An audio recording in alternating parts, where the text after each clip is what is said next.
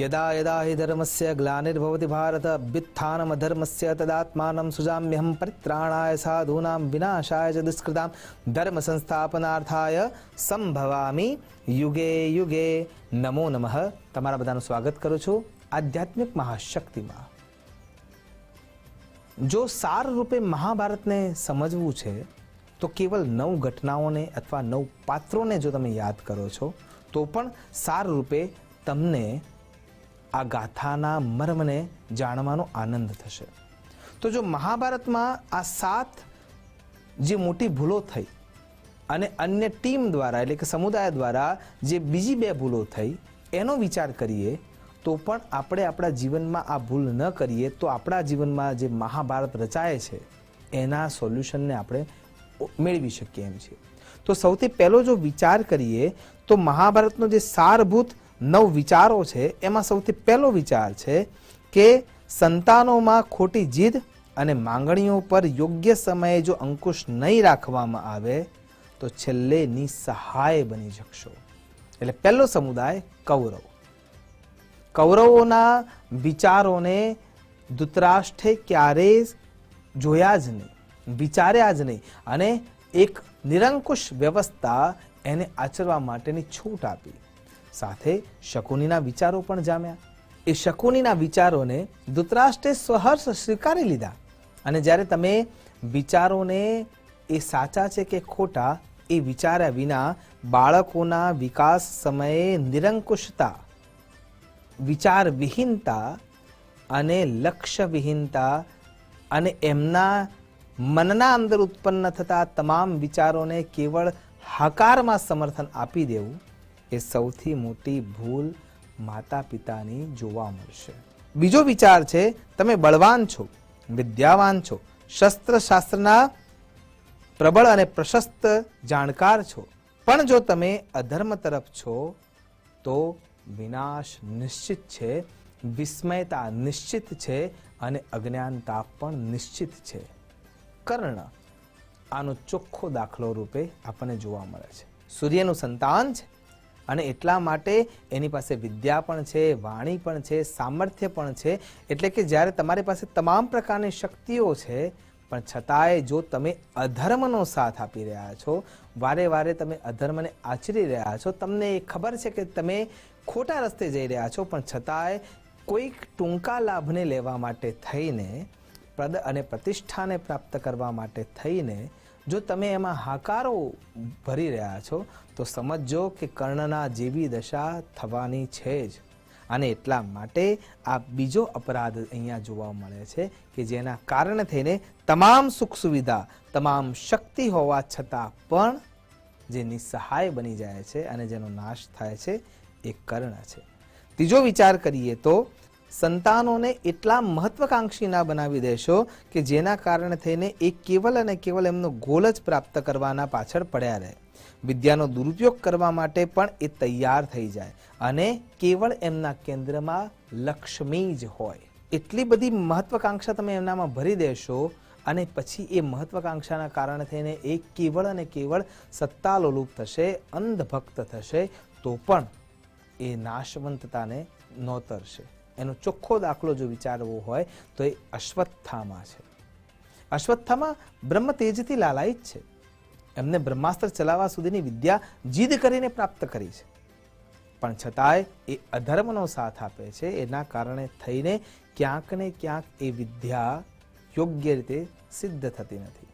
અહીંયા તો વિચાર કરવો જોઈએ કે એની મહત્વકાંક્ષા કેટલી છે। ગરીબીમાં ઉત્પન્ન થયા એને સમજી શકાય છે કે એની ઈચ્છા છે કે મારે બધું મેળવી લેવું છે, પણ એ જ મેળવ્યા પછી પણ જો એ તૃપ્તિ ના થતી હોય તો એ વિદ્યા ક્યાંક ને ક્યાંક નુકસાન કરવાવાળી છે અને એટલા માટે ત્યાં પણ સાચવવું ખૂબ જરૂરી છે।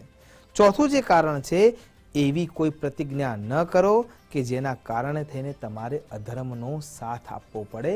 જો દાખલો લઈએ તો એ છે ભીષ્મ પિતામહ।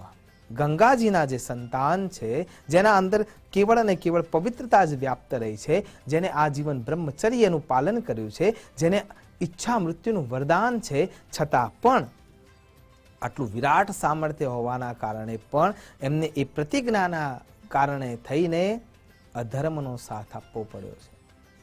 પળ પળ એ માણસ કોતરાઈ રહ્યો છે, કપાઈ રહ્યો છે, દુઃખી થઈ રહ્યો છે, કેવળ એક પ્રતિજ્ઞાના કારણે થઈ. પાંચમું જે વિચાર છે આજના દિવસનો એ છે સંપત્તિ, શક્તિ, સત્તાનો અહમ જો તમે ખરાબ ઉપયોગમાં લેશો તો પણ તમે નાશવંતતાને પ્રાપ્ત કરી શકશો. એનો જો દાખલો લેવો હોય એ છે દુર્યોધન.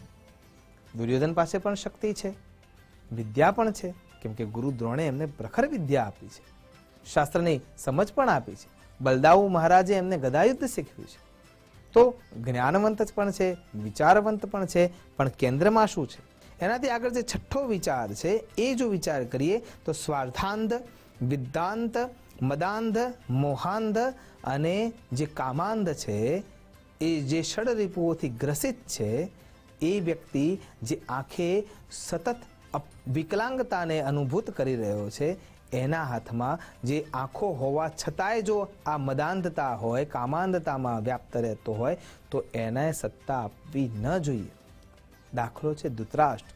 જો કે એ તો જન્મથી અંધ હતા, પણ આંખો હોવા છતાંય, સંપૂર્ણ યોગ્ય શરીર હોવા છતાંય જો ષડરીપુઓથી અંધિત થયેલો વ્યક્તિ હોય તો એને પણ સત્તાના સ્થાને બેસાડી ન શકાય.